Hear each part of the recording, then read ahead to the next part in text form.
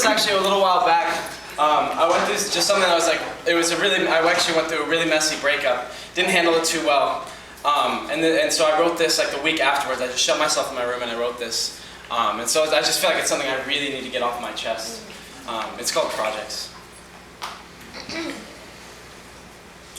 So, I never thought I would say this, but I now see Taylor Swift's appeal. And this may sound crazy, but I swear, in the past week, I have listened to the song Back to December so many times that each time I listened to it was a day. It would take me back to December. Back to where our story began, on those rainy streets of Los Angeles, where I swear spending an eternity with you was as simple as listening to you speak.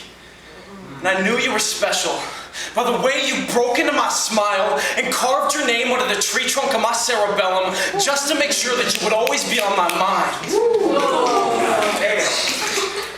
But we are dead now. I killed us with my inability to open up when things got dangerous outside. I stood by and watched as you tore our chapter out of your life story and burned it to keep you warm until the storm passes. I gave you no other choice. Because you see, this world we built, this was our project.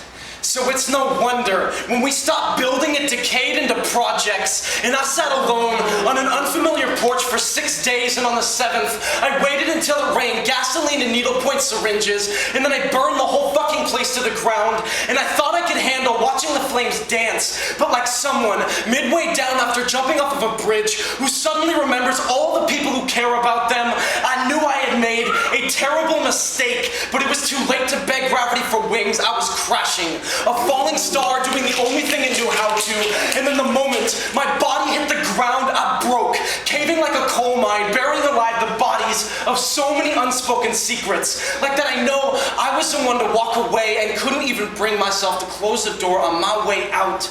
I think a part of myself was still hoping my feet would someday find their way back to you. I know this because I catch myself going out of my way, putting myself into places that I might run into you, just hoping it'd jog my body's memory on what it's like to feel you, pretending I forgot I cut off the parts of myself that could recognize your touch. And I found Christina Perri's jar of hearts stapled to my hands. I shattered the glass with my bare fist, bleeding out the other side of the story. See, I am the enemy, a hopeless romantic with a schizophrenic heart and hands that only know how to burn things I care about. And the last thing you said to me is you asked me, how have you been sleeping at night?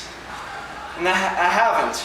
I have been up trying to right everything I've done wrong, frantically scribbling in the hopes of making some sense out of this. But you know, this part I am going to leave empty.